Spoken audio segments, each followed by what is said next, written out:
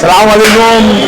गौसिया नल्ली बिरयानी हमारे वालिद साहब ने 1992 में गौसिया पीप बिरयानी के नाम से स्टार्ट करा था और माशाल्लाह से इसको 6 साल हुए हैं गौसिया नल्ली बिरयानी को। क्यों कि अल्लाह ने वसीला असबाब बनाया आप जैसे लोगों को, आप जैसे मोहब्बत करने वाले लोगों को और आप जैसे लोगों के लिए। क्यों कि आप लोग जैसे मोहब्बतें बांट रहे हैं, लोगों के लिए काम कर रहे हैं और ऐसी अल्लाह ने हमें भी खिदमत के लिए चुना है।